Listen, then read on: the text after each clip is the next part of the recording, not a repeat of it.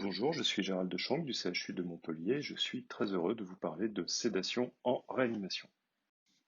Cette présentation a pour but d'être capable de déterminer l'objectif thérapeutique d'une sédation, d'anticiper ses effets secondaires, de l'administrer en pratique et de choisir aussi les médicaments en fonction du contexte clinique. Tout d'abord, il est fondamental de se poser la question à quoi ça sert d'endormir un patient en réanimation? Pour comprendre les objectifs thérapeutiques d'une sédation, nous allons schématiser différentes situations cliniques et nous allons schématiser la profondeur de sédation qui est requise par cet iceberg. Plus on descend vers la profondeur de l'iceberg, plus il s'agit d'une sédation profonde. Commençons par une situation qui est la lésion cérébrale avec hypertension intracrânienne. La sédation est administrée dans ce cas pour diminuer la pression intracrânienne, c'est-à-dire la pique, en diminuant la consommation d'oxygène du cerveau et en évitant les augmentations soudaines de pic qui pourraient être associées à des efforts de toux liés à la sonde d'intubation et à la ventilation mécanique. Il s'agit dans ce cas d'une sédation qui est profonde les premiers jours de la prise en charge. Prenons à l'opposé une situation qui est l'état de choc.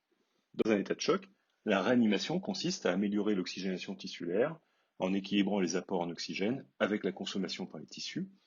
Pour atteindre cet objectif, il est tentant de réduire la consommation en oxygène en sédatant le patient.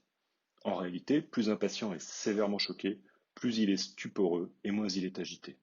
Il faut donc impérativement faire attention à ne pas sédater inutilement à l'excès les patients choqués, d'autant plus que la sédation a des effets hémodynamiques délétères.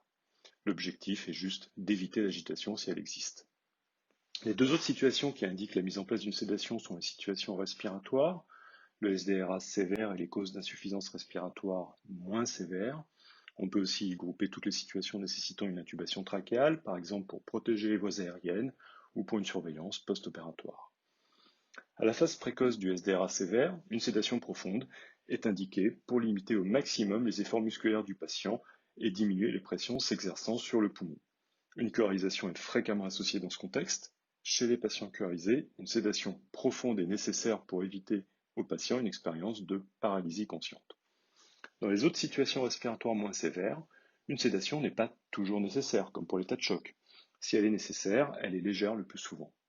Les objectifs de sédation répondent donc à deux objectifs physiologiques, le contrôle de la consommation d'oxygène cérébrale et globale et le contrôle de la pression intracrânienne, ainsi qu'à deux objectifs de tolérance des thérapeutiques de réanimation, la ventilation mécanique et l'immobilisation, qu'elle soit diaphragmatique dans certains cas, le SDRA, ou globale plus généralement, s'agissant de l'immobilisation au lit, afin de permettre le monitorage continu et éviter les ablations accidentelles de matériel. Pour la majorité des patients et des situations, une sédation légère est suffisante, voire une absence de sédation. La sédation profonde n'est réservée qu'à deux situations principales, le SDRA sévère et l'HTIC à la phase initiale. Comme les objectifs thérapeutiques de la sédation nécessitent de différencier la sédation légère de la sédation profonde, il faut utiliser une échelle de sédation pour quantifier le niveau de sédation à prescrire et à atteindre. L'échelle RASS est aujourd'hui l'échelle la plus utilisée dans le monde. C'est celle qui a été le mieux validée, et pas que chez des patients sédatés ventilés, mais aussi chez tout type de patients, y compris chez les patients non sédatés. On devrait alors plutôt parler d'échelle de vigilance plutôt que d'une échelle de sédation. L'intérêt à utiliser une telle échelle chez tous les patients, y compris chez les patients non sédatés, est la possibilité de l'incorporer à des méthodes de dépistage de la confusion mentale et à des protocoles de gestion de l'agitation.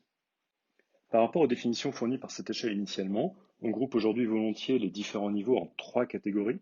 La sédation profonde, à réserver pour certaines situations uniquement comme on l'a dit, la sédation légère pour la majorité des situations, et l'agitation qui doit être évitée, bien entendu. À l'intérieur d'une catégorie, le médecin peut choisir un niveau de sédation plus précis. Par exemple, préférer un niveau de RASS-3 ou de -2 chez un patient qui s'agite dès qu'on essaie de le maintenir à un niveau plus léger, d'autant plus qu'existent certains risques, par exemple un patient connu pour être difficile à intuber, pour lequel on sera encore plus vigilant quant au risque d'auto-extubation.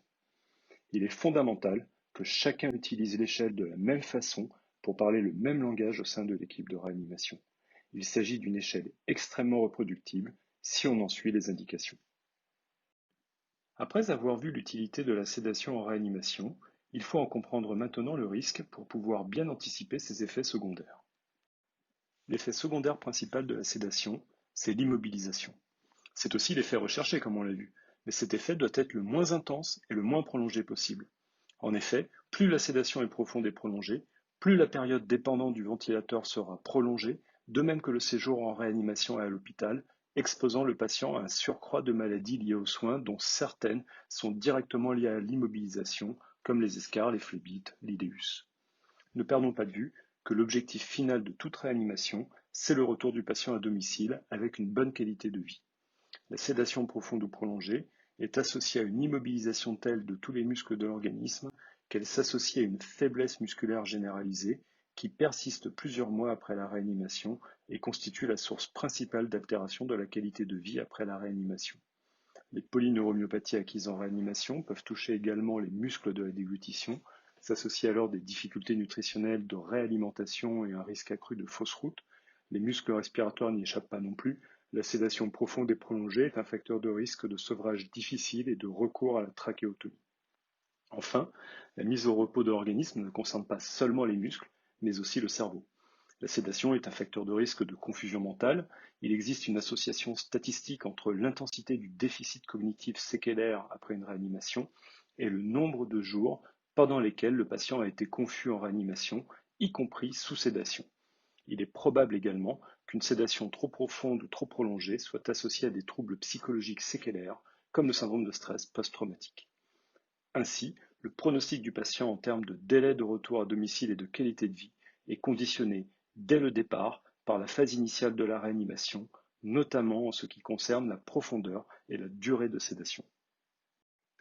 Pour limiter au maximum les effets secondaires associés à une sédation trop profonde ou trop prolongée, il est nécessaire de respecter un certain nombre de principes. Il faut tout d'abord justifier l'indication de sédation et sa poursuite au minimum quotidiennement et si possible 2 fois par jour, à la visite et à la contre-visite le soir. Les visites sont des moments propices qui permettent d'en discuter avec ses collègues, médecins et infirmiers. Ils permettent d'échanger au cas par cas si l'on n'est pas certain de l'intérêt à poursuivre la sédation ou non, ou au contraire, en cas de doute quant au risque à arrêter la sédation, ces risques il faut savoir anticiper en équipe. Discuter systématiquement de la poursuite de la sédation peut être considéré comme un assouplissement pragmatique du concept de l'arrêt quotidien systématique. Il faut également réfléchir au niveau de sédation prescrit, régulièrement au cours de la journée. Par exemple, si on avait prescrit un RAS à -2, mais que le patient est éveillé et calme, RAS 0, on peut revoir la cible et autoriser une cible à RAS 0 de facto. Important, tout le monde doit faire le RAS selon le même mode d'emploi. Le terme protocole de sédation géré par l'IDE est dangereux en ce sens que les médecins doivent parfaitement comprendre aussi ce que chaque niveau de RAS signifie et s'assurer que les IDE comme les médecins obtiennent la même mesure du niveau de RAS. Les médicaments hypnotiques analgésiques sont adaptés en fonction des niveaux mesurés de RAS et de douleur.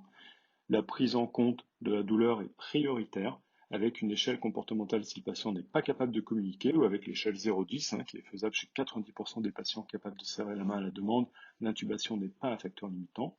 Si le patient n'est pas suffisamment sédaté, par exemple il est RAS +1 alors que l'on souhaitait un RAS -1, mais qu'il est algique, il est recommandé de traiter d'abord la douleur et dans bien des cas il ne sera pas nécessaire d'augmenter les sédatifs. Cette priorisation de l'analgésie est associée à une épargne en sédatifs et aussi à une durée de sevrage ventilatoire plus courte. De la même manière qu'il faut prioriser la gestion de la douleur, il faut également prioriser le réglage du ventilateur en cas de désadaptation du patient au ventilateur, afin d'optimiser l'assistance mécanique et éviter de resédater inutilement le patient. La ventilation spontanée en aide inspiratoire doit être essayée précocement et régulièrement car il s'agit d'un mode beaucoup plus physiologique et confortable que la ventilation assistée contrôlée. Les médicaments utilisés sont ceux qui limitent le retard de réveil, en raison d'une pharmacocinétique leur permettant de s'éliminer rapidement, y compris en cas d'insuffisance hépatique ou rénale, ce qui est fréquent en réanimation, mais aussi du fait d'une altération moindre de la cognition. Enfin, en cas de difficulté à sédater ou à analgésier un patient fort consommateur ou en cas de difficulté à réveiller un patient du fait d'une agitation ou d'une désadaptation du respirateur, il faut toujours considérer ces situations comme étant des signes d'alerte, comme quoi la pathologie initiale n'est pas contrôlée ou qu'il existe une nouvelle complication, comme un foyer de pneumonie lié aux soins ou un lâchage de suture en chirurgie digestive. Actuellement, la sédation idéale est intriquée à un objectif de maintien des capacités cognitives même sous sédation, et la mobilisation active est à débuter au plus tôt en réanimation dès que le patient est capable d'actionner ses muscles, c'est-à-dire chez un patient suffisamment coopérant. C'est pourquoi la réhabilitation précoce en réanimation ne peut pas se concevoir sans une stratégie de minimisation de la profondeur et de la durée de sédation. De la même manière, le paquet de bonnes pratiques qui s'appelle ABCDEF reprend ces principes. A, c'est pour assess en anglais, qui signifie évaluer, prévenir et gérer la douleur, donc priorisation de la prise en charge de la douleur par rapport à tout le reste. B, c'est pour combiner les épreuves d'arrêt de la sédation et de la ventilation, c'est-à-dire l'épreuve de ventilation spontanée. C, le choix des médicaments. D, dépistage et gestion du délirium, c'est-à-dire de la confusion mentale, avec la place prépondérante du diagnostic, pourquoi le patient est-il confus. E, c'est pour early, qui signifie la mobilisation et l'exercice actif précoce. Et F, c'est l'engagement, l'autonomisation de la famille. C'est plus nord-américain, mais c'est une piste de réflexion, y compris en Europe. Ce bundle ABCDEF a été appliqué en multicentrique aux États-Unis et a montré que plus on mettait en place ce bundle, plus on le respectait, moins la mortalité était élevée. Voici un protocole de sédation-analgésie à 2 entrées, reposant sur 2 mesures, le niveau de sédation avec le RASS et le niveau de douleur avec le BPS. Comme il est recommandé, la priorisation est donnée au contrôle de la douleur pour limiter l'augmentation des sédatifs. En cas de BPS supérieur ou égal à 5, il faut d'abord traiter la douleur. Important, il faut différencier la situation selon qu'il s'agit du repos, état de base, ou d'une procédure de soins potentiellement douloureuse. Dans ce dernier cas, il faut anticiper le soin et administrer un bolus analgésique suffisamment longtemps avant le soin. Dans certains cas, moins fréquents, le patient exprime davantage une opposition au soin plutôt qu'une douleur. Le BPS ne change pas, mais le patient mord la sonde ou s'agite par exemple. Dans ce cas précis, il faut savoir adapter le protocole en privilégiant un renforcement ponctuel de la sédation. Vous voyez qu'il s'agit d'un protocole très simple, où l'on parle en millilitres, avec un protocole de titration et d'adaptation qui est similaire en termes de volume et de débit pour les analgésiques et les hypnotiques. Les volumes administrés sont dans tous les cas assez faibles, avec une titration de l'ordre du millilitre. Il est par conséquent utile de raccorder les tubulures de sédation-analgésie proches du patient afin de raccourcir la longueur de tubulure et raccourcir ainsi le temps de perfusion. On peut considérer qu'il s'agit d'un aspect de la pharmacocinétique lié aux procédures de soins.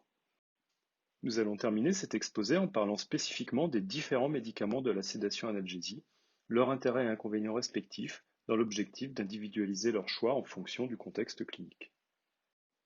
Parlons tout d'abord des opioïdes majeurs. Leurs indications, c'est la douleur sévère, l'adaptation au ventilateur incluant la toux, l'analgosédation qui est l'effet sédatif propre aux opioïdes majeurs avec une synergie d'action avec les sédatifs, et leur indication principale, c'est la sédation profonde associée aux sédatifs pour limiter la posologie des sédatifs et des effets secondaires propres aux sédatifs, en priorité les effets secondaires hémodynamiques. La morphine, tout d'abord, est le plus ancien des morphiniques. Le problème de la morphine, c'est qu'elle a des métabolites actifs qui s'accumulent notamment en cas d'insuffisance rénale. Il n'est franchement pas recommandé aujourd'hui d'utiliser la morphine en continu en réanimation. Par contre, comme c'est parfaitement codifié, on peut l'utiliser en titration puis en PCR. Les morphiniques de synthèse, fentanyl et sulfentanyl, sont utilisés très fréquemment en raison du faible risque d'accumulation, qui n'est pas totalement nul non plus. Leur pic d'action après un bolus est respectivement de 5 minutes pour le fentanyl et jusqu'à 7 minutes pour le sulfentanyl, donc il faut faire très attention au timing d'injection avant un soin. C'est pour ça que parfois les patients souffrent pendant le soin malgré un bolus de sulfentanyl parce que on n'a pas attendu assez longtemps. Ils peuvent être utilisés, fentanyl et sulfentanyl, en PCA en cas d'insuffisance rénale à la place de la morphine. Le rémifentanyl est un morphinique assez passionnant. Son élimination est rapide, son action est on-off. Il ne faut pas faire de bolus au risque d'avoir des gros problèmes hémodynamiques de type bradycardie extrême. Avant un soin, dès qu'on prépare le soin, il faut multiplier par 2 ou par 3 la vitesse du rémifentanyl, faire le soin, puis lorsqu'on a terminé le soin, remettre la vitesse initiale. Il vaut mieux avoir une voie dédiée et certains utilisent une valve anti-retour pour vraiment limiter le risque de bolus.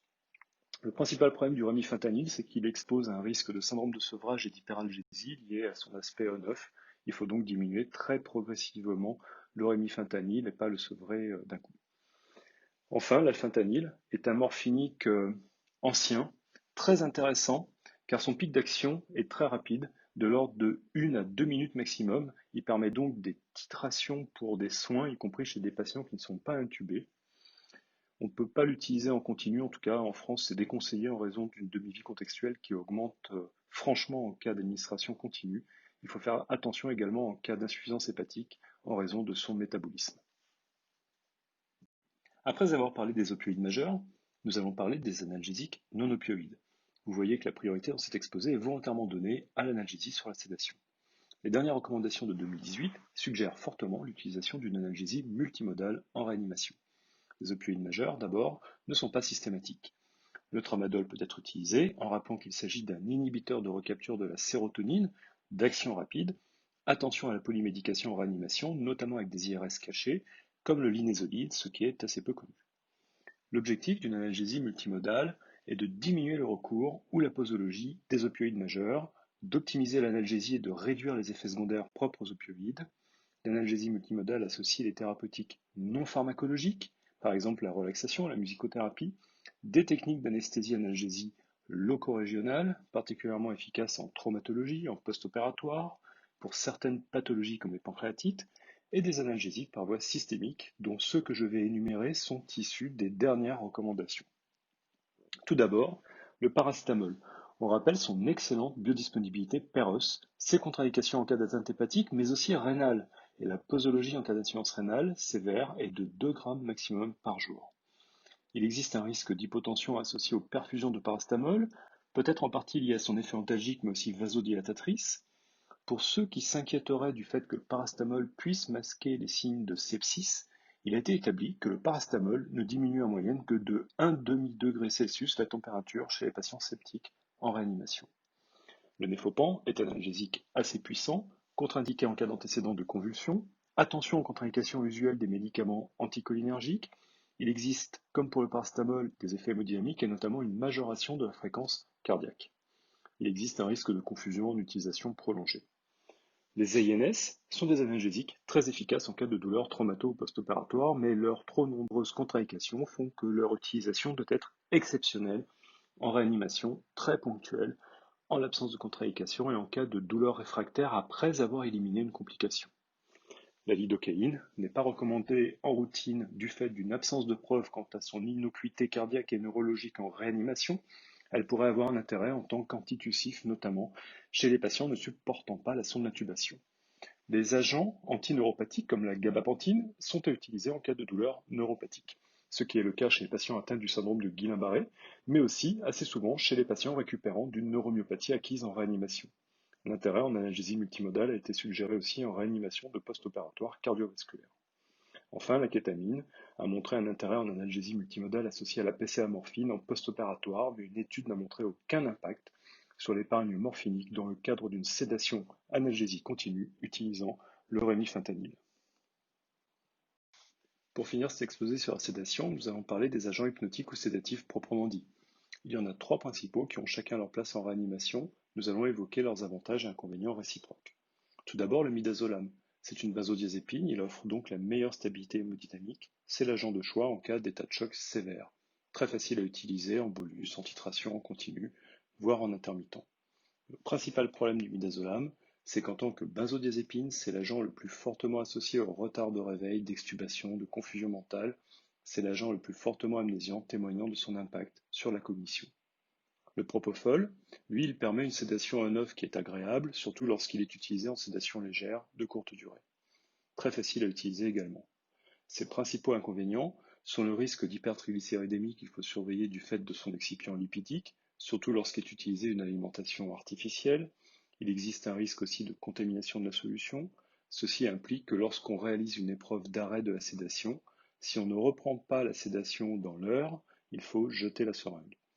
Enfin, le propofol est associé à un risque d'hypotension, le plus souvent objectivé par une majoration des posologies de vasoconstricteurs, ainsi que de syndrome de perfusion du propofol que l'on verra à la diapositive suivante. Concernant l'ADEX, je vous propose de commencer par le bas du tableau. On rappelle son métabolisme hépatique. En cas d'insuffisance hépatique modérée à sévère, il ne faut pas l'utiliser en raison d'un retard d'élimination important. On rappelle par la même occasion que la clonidine, qui est l'autre agoniste alpha 2, c'est l'inverse. Il faut prendre des précautions en cas d'insuffisance rénale, elle a une demi-vie d'élimination plus importante. Les principaux effets secondaires de la DEX sont hémodynamiques. Il existe un risque de bradycardie et d'hypotension, voire potentiellement d'hypertension en cas de surdosage plus important, l'agoniste adrénergique alpha-2 devenant alpha-1 non sélectif. Il est nécessaire de s'assurer que le patient ait une volémie normale avant de débuter la DEX. Enfin, son maniement est délicat, les doses de charge sont fortement déconseillées, il faut attendre en moyenne 30 minutes, c'est-à-dire un plateau, avant de changer la posologie. Les principaux avantages de la DEX sont le maintien d'une communication, peut-être moins de confusion, un effet coanalgésique potentiel, et je l'ai mis ici, l'impossibilité d'utiliser la DEX pour une sédation profonde du fait des effets secondaires hémodynamiques, ce qui entre parfaitement dans le cadre des recommandations actuelles de plutôt favoriser une sédation légère pour une majorité de patients. Actuellement, les sédatifs recommandés en première intention sont le propofol et la DEX, le midazolam étant réservé aux situations d'instabilité hémodynamique les plus sévères ou en association éventuellement en cas de difficulté de sédation avec les autres agents. Lorsque l'on utilise le propofol, il faut toujours avoir en tête le risque de syndrome de perfusion du propofol, ce qu'on appelle le PRIS. Le propofol peut être un poison pour la mitochondrie. Il est interdit en réanimation chez l'enfant de moins de 16 ans du fait d'un risque plus élevé, expliqué en partie par une immaturité mitochondriale chez l'enfant. Il existe d'autres facteurs de risque, notamment la posologie et la durée d'utilisation, mais il vaut mieux garder à l'esprit que le PRIS peut survenir à tout moment. Il y a ainsi eu des cas rapportés après quelques heures d'administration et même au cours d'anesthésie intraveineuse totale au bloc opératoire. Quand y penser pour toute instabilité hémodynamique importante? Il faut dans ce cas arrêter le propofol et utiliser le midazolam si tant est qu'une sédation est nécessaire. Le phénomène est souvent brutal, avec une majoration des amines et des lactates, des troubles du rythme et de la conduction de type Brugada, une incompétence myocardique, un syndrome de défaillance multiviscérale. Une anecdote, les urines vertes, ce n'est pas le PRIS. Au contraire, dans le PRIS, il n'y a le plus souvent pas d'urine du tout. Les gaz halogénés sont de plus en plus utilisés en réanimation. Ils sont constamment efficaces en cas d'échec de sédation intraveineuse. Leur élimination est rapide par voie pulmonaire même après plusieurs jours d'administration. Ils pourraient en outre avoir des effets potentiels intéressants en réanimation, effets coanalgésiques et anti-inflammatoires dans le SDRA. Concernant leur risque, il faut toujours garder en tête le risque d'hyperthermie maligne lorsque l'on utilise un halogéné, de même qu'on garde en tête le risque de PRIS avec le propofol. Il faut donc surveiller la température et le TCO2. Il existe un risque de polyurie lié aux ions fluorures, notamment avec le sévoflurane qui est l'halogéné contenant le plus d'atomes de fluor. L'utilisation nécessite en outre des précautions, notamment l'utilisation d'une cartouche de charbon pour ne pas polluer l'air de la chambre, en sachant que les capacités de traitement de l'air sont assez variables d'un service à l'autre et d'une chambre à l'autre. Enfin, l'utilisation des gaz impose aujourd'hui l'utilisation d'un filtre échangeur de chaleur et d'humidité qui est antimicrobien par ailleurs. Il existe donc un espace mort au minimum de 50 ml en amont de la pièce en IVAC. Voici une proposition de choix des médicaments. Après avoir intubé le patient, on se pose la question, le patient est-il en hypertension intracrânienne ou SDRA sévère? Si oui, on propose le propofol en première intention, associé à des morphiniques de synthèse car on vise une sédation profonde. On utilise un protocole de sédation pour rechercher la posologie minimale efficace et on réévalue 1 à 2 fois par jour les indications de poursuite de cette sédation profonde. Si un curare est utilisé, on peut utiliser l'index bispectral, le BIS, pour détecter des éveils. Aujourd'hui, néanmoins, il ne peut pas être recommandé d'utiliser ce BIS pour diminuer la sédation chez un patient curarisé du fait de cas rapportés de patients éveillés à l'arrêt des curares, malgré un BIS indiquant le contraire juste avant l'arrêt des curares. En cas de survenue de signes évocateurs de PRIS, d'instabilité hémodynamique majeure ou de posologie trop importante associée à une hypertriglycéridémie, le propofol doit être arrêté et remplacé par le midazolam. En cas d'impossibilité à alléger la sédation, notamment en cas de confusion avec agitation, la DEX peut être utilisée et les gaz constituent une bonne alternative pour une sédation profonde ou en cas d'échec de la sédation intraveineuse.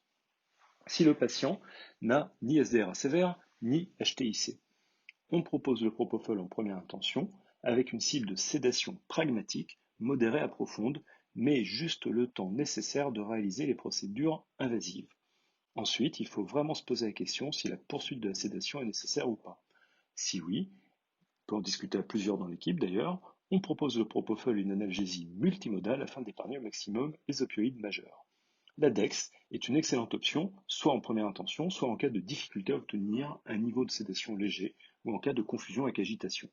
Si la poursuite de la sédation n'est pas nécessaire, il faut se poser la question si on peut extuber le patient ou pas. Si le patient est extubé, On continuera à prendre en charge la douleur et les autres symptômes d'inconfort et la confusion mentale.